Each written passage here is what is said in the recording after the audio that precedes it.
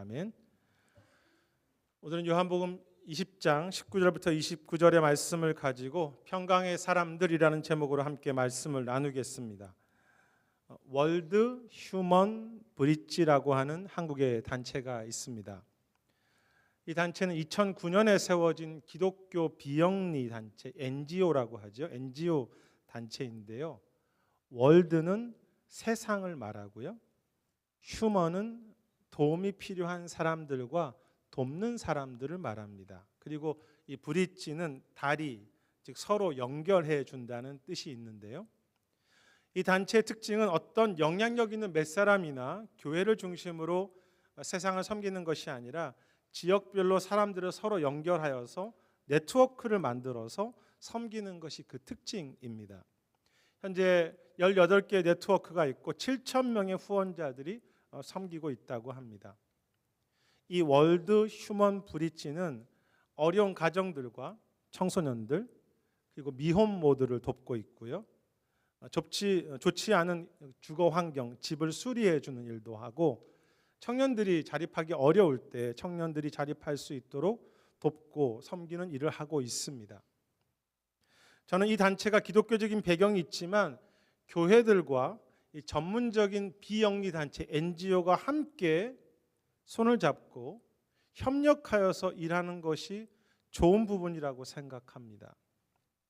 브릿지라고 하는 이름처럼 서로 손을 내밀어서 축복하고 작은 것이지만 함께 나누는 것이죠.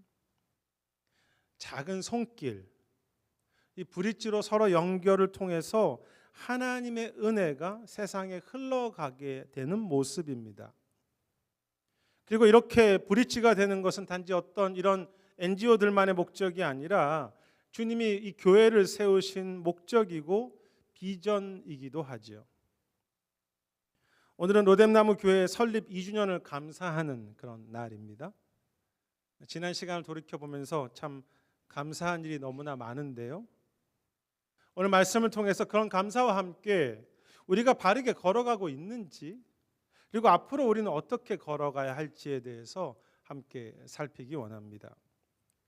19절에 보면 제자들은 유대인들을 두려워하여서 모인 곳에 문을 닫고 있었다고 했습니다. 제자들은 분명 예수님의 부활을 보았고 믿었습니다. 하지만 그들은 여전히 자신들의 상황 속에 갇혀서 두려워하며 문을 닫고서 숨어 있었던 것이죠. 우리도 믿음이 있다고 하지만 현실 앞에 쉽게 두려워하는 우리의 모습과 같지 않습니까? 이렇게 부족한 모습은 이 도마라고 하는 제자의 경우는 좀 더 분명하게 드러나는데요. 많은 제자들이 예수님의 부활을 보았다고 그에게 말했지만 25절에 보면 도마는 내 손가락을 그 못자국에 직접 넣어보고 내 손을 주님의 그 옆구리에 직접 넣어보지 않고는 절대로 믿을 수 없다고 그렇게 말합니다. 주님의 그 십자가에 아픔이 있었던 못자국 옆구리에 굳이 손을 직접 넣어보겠다는 것입니다. 그 예전에 해바라기라고 하는 영화에서 김래원이라고 하는 배우가 했던 대사를 많은 사람들이 흉내냈었는데요. 이런 대사입니다. 저도 한번 흉내를 내볼 텐데 똑같지는 않고요. 너네 그러면 안 됐어. 꼭 그렇게까지 다 가져가야만 속이 후련했냐? 제가 흉내를 잘 내지만 절제하고 있습니다. 속이 후련했냐? 꼭 그렇게까지 해야만 속이 후련했냐? 목회를 하고 인생을 살다 보면 이 말을 할 때가 참 많은 것 같습니다. 꼭 그렇게까지 해야 너희 속이 후련하냐? 라는 거죠. 꼭 그렇게까지 해야겠어? 그것이 제자들의 모습이고 도마의 모습이고 또 오늘 사실 우리들의 모습이기도 하죠. 쉽게 두려워하고요. 염려하며 믿음이 아니라 내 편견과 내 고집과 내 생각대로만 살아가려고 합니다. 변하지 않습니다. 잘. 그런데 이렇게 두려워하고 잘 믿지 못하고 내 고집대로 살려고 하는 제자들에게 도마에게 주님이 찾아오셔서 19절에 보면 너희에게 평강이 있을지어다라고 그렇게 말씀하고 계십니다. 원래 그 헬라 원문은 평강이 너희에게라는 뜻이거든요. 당신에게 평강이라는 뜻입니다. 유대인들의 인사이죠. 하지만 주님은 단지 이 본문에서 인사를 정도 하신 것이 아니라 많은 학자들이 이야기하는 것처럼 21절에서도 그렇고 26절에서도 그렇고 다시 너희에게 평강이 있을지어다, 너희에게 평강이 있을지어다라고 반복하시죠. 그 평강을 반드시 주시겠다는 것입니다. 사실 이게 이제 한국말로 평강 또 혹은 피스로 영어로 번역되는 단어이지만 사실은 샬롬이라고 하는 단어가 조금 독특한 의미인데요. 샬롬이라고 하는 말은 메시아가 오셔서 그 하나님 나라가 이루어질 때 주시는 자유, 안식, 기쁨, 은혜, 그 모든 좋은 것을 다 포함하는 단어가 바로 이 평강, 샬롬이라고 하는 단어입니다. 주님은 그 모든 것을 포함하는 그 평강을, 샬롬을, 그 샬롬이 너에게 지금 있을 뿐 아니라 너희가 가는 곳마다 떠나지 않고 함께 하실 것이라고 약속하시는 거죠. 비록 지금 제자들처럼 인생에 어려움은 있지만 마치 손을 내밀어서 제자들 머리 한 사람 한 사람 위에 샬롬을 축복하시고 쏟아 부으신다고 할까요? 그리고 그렇게 쏟아 부으시는 것은 샬롬만이 아니라 또 있는데요. 22절에 보면 주님은 숨을 내쉬면서, 이게 사실 동작으로 본다면 후라고 하는 모습이죠. 후 숨을 내쉬면서 성령을 받으라고 말씀하십니다. 이렇게 후 숨을 내쉬는 이 헬라어 단어는 이제 원래 구약 성경은 히브리어 단어인데 그거 히브리어 책인데 이것을 헬라어로 번역한 70인경이라는 책이 있는데 거기에 70인경에 그 창세기에서 사람을 창조할 때 하나님이 후하고 생기를 불어넣으실 때 똑같은 단어가 사용되었고요. 역시 에스겔서도 헬라어로 번역이 됐는데 다시 에스겔서의 그 죽은 뼈들에게, 마른 뼈들에게 생기가 주어져서 바람이 불어졌을 때 그 생기, 그 바람이 똑같이 이 바람, 예수님의 후하는 단어와 같은 의미가 있습니다. 이 성경에서 굉장히 강력한 단어들이죠. 주님의 숨을 내쉰다, 성령을 부으신다. 세상의 모든 은혜, 가장 귀한 그 샬롬과 생명을 후 하고 쏟아 부으시는 것이죠.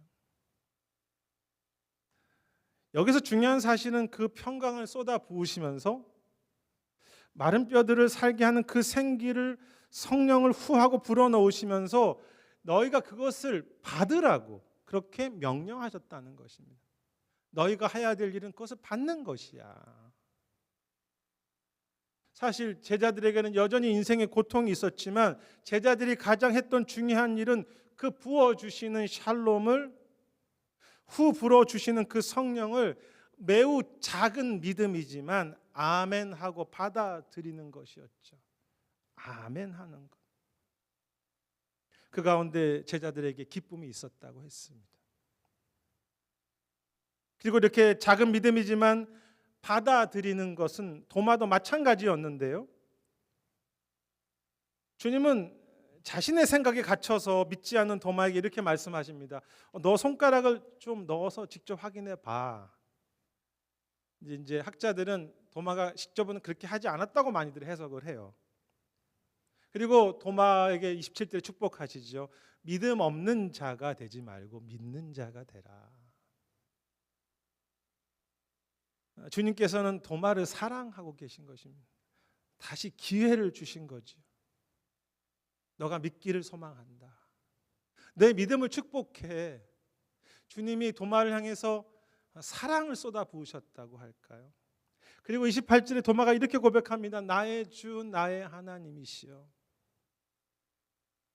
사실 도마 입장에서 뭐 대단한 고백이 있겠습니까? 부끄럽고 작은 고백이고 부족한 아멘이지요. 그랬습니다. 주님, 제가 이제 주님을 하나님으로, 살아계신 그 여호와로, 주님으로 이제 믿습니다. 주님의 은혜가 이 고난 많은 내 인생 가운데 함께함을 믿습니다라고 그렇게 너무나 작은 고백과 작은 출발의 그런 받아들임이었죠. 그런데 학자들은 이 도마의 부족한 고백이 요한복음 전체에서, 아니 성경 가운데서 가장 아름다운 고백이고 강력한 믿음의 고백이라고 그렇게 이야기합니다. 나의 주 나의 하나님이시여. 너무 작은 고백이 아름다운 고백으로 변하게 하십니다.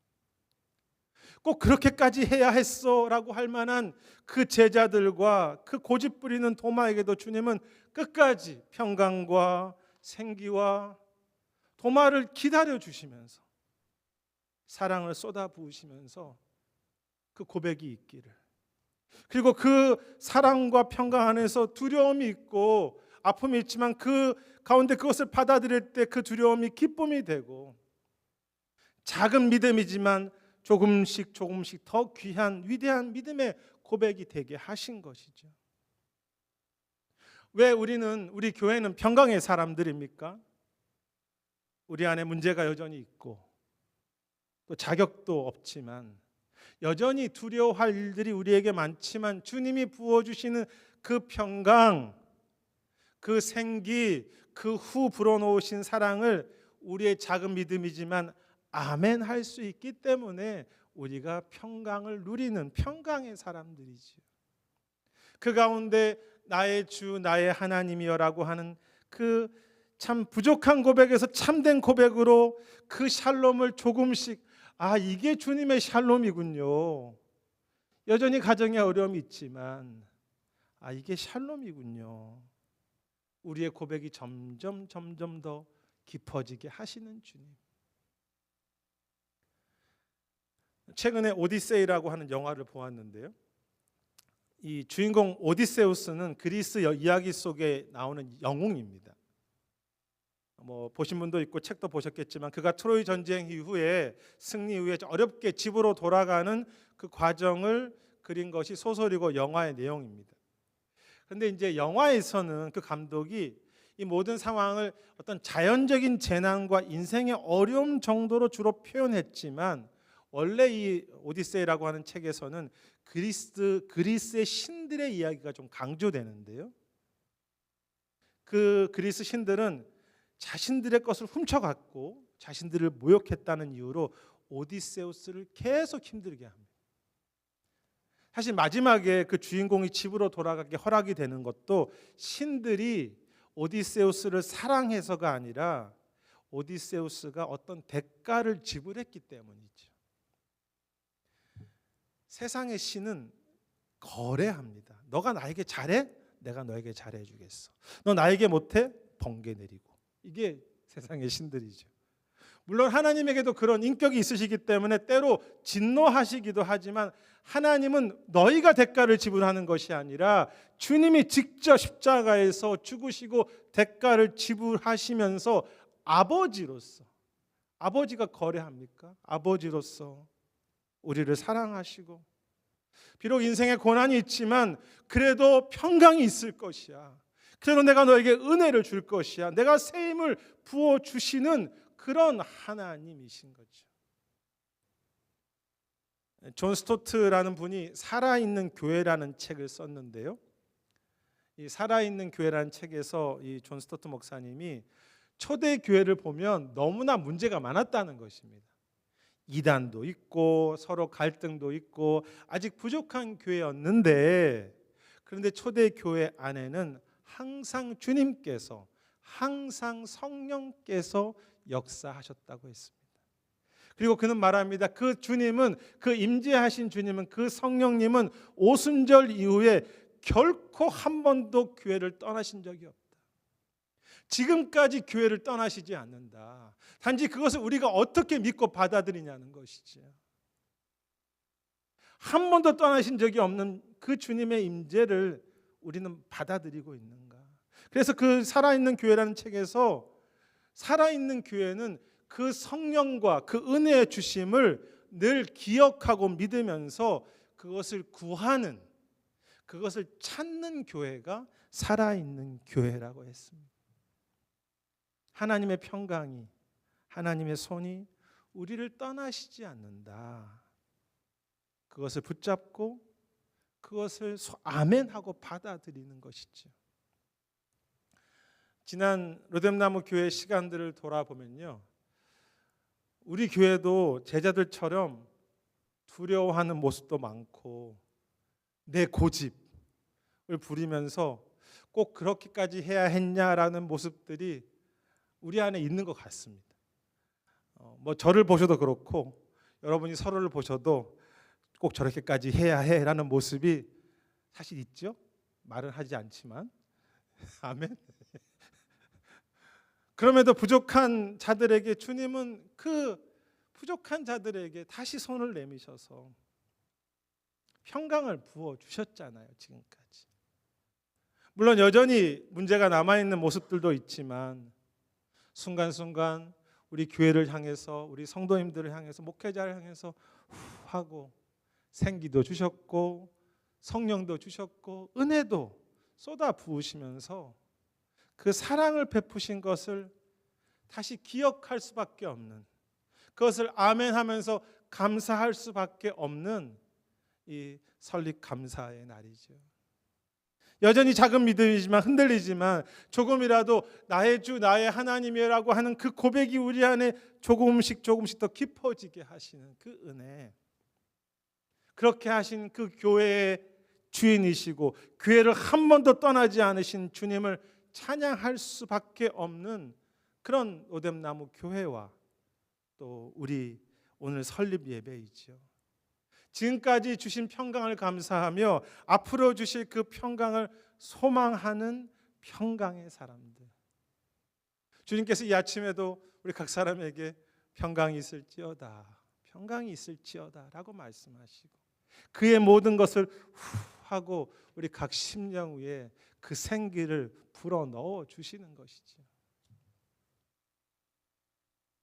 그런데 21절에 보면 예수님은 아버지께서 나를 보내신 것 같이 나도 너희를 세상에 보낸다고 말씀하십니다.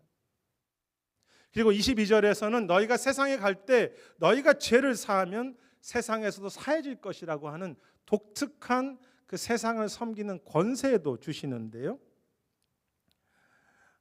오늘 본문을 보면 주님께서 평강과 성령을 제자들에게 주신 것이 세상의 제자들을 보내신 것과 깊게 연결되어 있다는 것을 알 수 있습니다.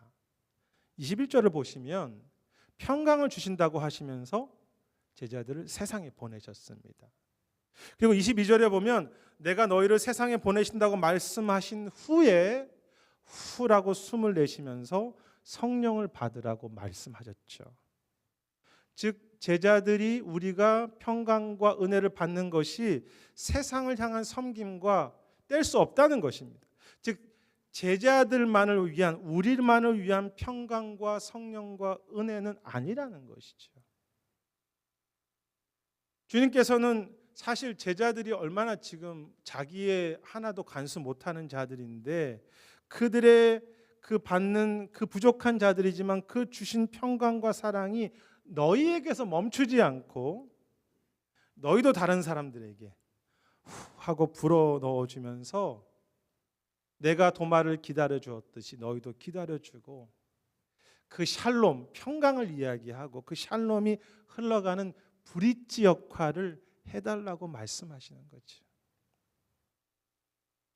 이와 관련해서 주님은 도마에게 중요한 말씀을 하시는데요. 29절에 보면 너는 나를 보는 거로 믿느냐? 나를 보지 않고 믿는 자가 복이 있다고 말씀하십니다. 근데 이제 김수현 박사님은 이 부분을 해석하면서 이 말씀은 도마나 보고 믿는 자들을 책망하는 것이 아니라고 해석합니다. 왜냐하면 예수님을 보고 믿는 자들이 바로 사도들이었죠. 제자들이었습니다. 그래서 그것이 문제가 있는 것이 아니라 보지 않고 믿는 자들을 축복하신 것인데, 그렇다면 예수님을 보지 않고 믿는 자들이 누구입니까? 제자들 이후에 수많은 사람들이죠. 우리를 포함해서 그 사람들은 예수님을 직접 보지 못했습니다. 그런데 이제 그 제자들의 기도, 제자들의 축복, 제자들의 후하는 것을 통해서 다른 사람들이 계속해서 믿게 될 텐데 그들을 통해서 주님은 그 믿게 될 사람들을 축복하시겠다는 것입니다.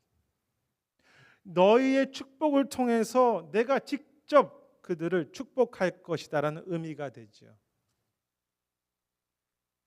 그래서 저희가 읽지 않았지만 31절에 보면 이 책을, 즉 요한복음을 기록한 것은 수많은 사람들이 예수님을 믿고 하나님의 생명, 즉 그의 은혜와 평강을 얻게 하려는 것이라고 말씀하십니다. 주님의 목적이 분명하죠. 그 사람들에게 하나님의 평강이 흘러가도록 요한복음을 쓰셨고 제자들에게 은혜를 부으셨다는 것입니다. 그러므로 우리의 그 섬김과 우리의 축복은 비록 부족한 축복이고 사랑이고 기도이지만 하나님 나라의 부흥, 하나님 나라의 생명을 위해서는 없어서는 안 될 너무나 소중한 통로가 브릿지가 되는 것입니다. 그것이 교회의 가치이죠. 우리의 통로가 없이는 하나님의 사랑이 다음 세대로 못 흘러간다는 것입니다. 교회의 소망은 주님의 샬롬이 되는 그런 영광에 있습니다. 여러분, 에스겔서 37장의 앞에서도 언급했던 것처럼 마른 뼈들을 향해서 주님이 생기를 불어넣으시는데요. 르하흐가 들어가서 그 이제 마른 뼈들이 살 것이라고 그렇게 약속하시죠. 그런데 하나님은 부족한 에스겔에게 너가 직접 대언하라고, 직접 말하라고 말합니다. 에스겔에게 무슨 힘이 있다고? 그런데 에스겔이 순종해서 말하기 시작했을 때, 축복하기 시작했을 때, 대언하기 시작했을 때 생기가 들어가서 죽어있는 그 마른 뼈들을 살리는 것을 보게 됩니다. 그것이 우리에게 주신 사명이자 권세이지. 너희가 축복하라. 우리는 서로를 향해서 너가 꼭 그렇게까지 해야 했어라고 말하는 것을 멈추고 서로를 향해서 평강이 있을지어다라고 축복해야 하고요. 너 그거밖에는 안 돼라고 하는, 그렇게라고 자녀들에게 세상을 판단하기보다는 그들이 다시 믿음의 고백을 할 수 있도록 사랑해주고 기도하고 기다려 주어야 합니다. 우리의 기도는, 우리의 평강을 비는 것은 하나님 나라의 평강에 너무나 강력한 무기이고 권세이지요. 왜 우리는 평강의 사람들입니까? 주님의 평강과 사랑이 우리를 통해서, 부족한 나를 통해서 흘러갈 것을 믿기 때문이죠. 비록 우리의 작은 섬김이고 기도이지만 주님의 평강과 생명을 나누는 일에 그것을 우리는 비전입니다. 그것이 우리의 소망입니다라고 그것을 알고 있고 품고 있는 사람들이기 때문에 우리는 평강의 사람들입니다. 너무 귀한 인생이고 너무 귀한 교회이지 않습니까? 존 스토트는 살아있는 교회라는 그 앞에 책에서 살아있는 교회는 교회 자신들 자체보다 세상 속에서 하나님 나라를 세워가는 교회라고 하면서 주님의 그 평화, 평강을 믿고 세상에 영향력을 미치는 것이 살아있는 교회라고 했습니다. 그런데 이제 책에서요, 그 존 스토트 목사님이 교회와 성도가 어떻게 세상에 영향을 미치는지에 대해서 몇 가지 방법을, 무기를 이야기했는데 그 중에 아주 중요한 것이 기도이고요, 전도이고 우리의 행동입니다. 우리의 모범이라고 했습니다. 완벽한 삶을 말하는 것은 아닙니다. 비록 작은 기도이고 작은 말씀을 나누고 전도하고 선교하는 것이지만 세상에 영향력을 미칠 수 있다는 것입니다. 우리의 작은 마음 쓰는 거 하나, 우리의 작은 행동 하나이지만 그것이 세상에 영향력을 준다는 것이죠. 왜냐하면 주님이 우리의 기도와 그 작은 섬김을 통해서 주님이 직접 생기를 불어넣으시기 때문이죠. 여러분, 정말 우리의 중심에 내 삶이나 교회나 세상에 이 평강의 통로가 되겠다고 하는 그 비전과 중심만 놓치지 않는다면 우리는 대단한 일이 아니라 작은 인사 한마디, 작은 기도, 특히 우리 교회가 그냥 건강하게 살아가는 자체만으로도 선교가 되고 세상에 영향력을 미친다는 거죠. 꼭 나가서 다 말하지 않아도 교회가 건강해지는 것만으로도. 왜냐하면 그 속에 일하시는 분은 주님이시기 때문에. 주님이 생기를 불어넣으시니까 우리는 단지 부족한 통로일 뿐이죠. 월드 휴먼 브릿지라고 하는 기업에서 그 단체에서 추구하는 하나의 운동은 모든 기업들의 수익의 1%를 후원을 하자는 그런 운동입니다. 그래서 많은 기업들이 지금 참여하고 있는데요. 근데 제가 2023년에 이제 어떻게 수입이 이 후원이 들어왔는지를 이제 보고한 것을 제가 살펴보니까 기업들을 통해서 1년간 6억이라고 하는 후원금이 들어왔습니다. 교회를 통해서는 한 10억 정도가 들어왔어요. 그런데 한 사람 한 사람 작은 개인들의 후원이 16억 원이었습니다. 너무 놀랍지 않습니까? 기업도 아니고 교회도 아니고 작은 한 사람 한 사람들의 나눔이 모인 것이 이 월드 휴먼 브릿지가 사역하는 데 가장 큰 힘이라는 것입니다. 그 작은 사람들을 통해서 세상을 살리는 것을 보게 됩니다. 우리 로뎀나무 교회가 개척하면서부터 우리는 뭐 작은 그런 공동체이지만 우리가 많은 가진 것이 있어서가 아니라 그래도 우리가 세상을 섬기고 다른 교회를 축복하고 다음 세대를 세우고 우리가 할 수 있는 전도와 선교를 감당하며 신학생들과 목회자들을 돕는 일, 또 다른 교회를 개척하는 그 비전을 삼았고 또 수고해 왔습니다. 근데 정말 그것이 우리의 진심입니까? 우리의 중심과 진심이 중요하죠, 사실은. 우리가 어떤 프로그램을 했냐가 중요한 것이 아니라 우리가 정말 세상의 통로가 되기를 원하는지, 우리는 그 주신 은혜와 평강을 세상에 나누려고 하는 그 브릿지로서의 그 어떤 갈망, 그 진심 어린 소망이 있고 그 비전을 위해서 지금도 고민하고 우리 교회는 여러분들은 기도하고 있습니까? 어떻게 브릿지가 돼야 될지. 약 한 11년 전쯤에 제 자신이나 교회가 어떻게 하나님 나라를 섬기는 교회가 됐으면 좋겠는지 고민이 있었습니다. 그래서 하나님 어떻게 하면 우리 교회가 선교적 교회로 가고 저는 하나님 나라를 위해서 무엇을 섬길까요? 라고 지혜가 없어요 라고 하나님께 기도했었는데요. 사실 뭐 그때 제가 뭐 가진 것이나 교회가 대단한 것도 교회 많은 것을 가진 것도 아니었지만 하나님께 그런 고민을 기도했는데 하나님이 저에게 대단한 일을 주신 것이 아니라 한 사람을 만나게 하셨는데 10년 전에 그분이 바로 교단의 심수영 목사님입니다. 사실 10년 동안 이 심 목사님과 사귀다 보니까 결점이 보이기 시작하더라고요. 설교 중에 다른 사람 욕을 하면 안 되는데 꼭 그렇게까지 하셔야 됐어요라고 하는 모습이 있으세요, 목사님 안에. 근데 목사님도 저를 보면서 오천원 목사 꼭 그렇게까지 해야 되라는 게 있겠죠. 그리고 그 신 목사님과 함께 만나고 했던 일이 역시 대단한 것도 아니었고요. 우리 교회를 뭐 그렇게 알리는 일도 아니었습니다. 단지 주님의 주신 은혜가 너무 감사하고 우리의 사명은 우리가 갈 길은 축복의 통로가 되는 것임을 기억하고 축복의 통로로서 그냥 함께 시간을 보내고 작은 것이지만 평강을 빌어요. 우리도 후하고 기도하고 작은 물질을 나눈 것뿐이었죠. 그런데 돌이켜 보니까 주님은 우리들의 그 작은 섬김과 수고와 작은 충성을 사용하셔서 다른 목회자들을, 교회들을, 신학생들을 섬기게 하셨고 하나님 나라라고 하는 그 큰 그림을 위해서 함께 교회들과 협력하는 일들로 저와 우리 교회를 사용하셨다는 것을 깨닫게 됩니다. 그리고 그것이 저를 살리고 우리 교회를 살리었다는 것도 고백할 수밖에 없죠.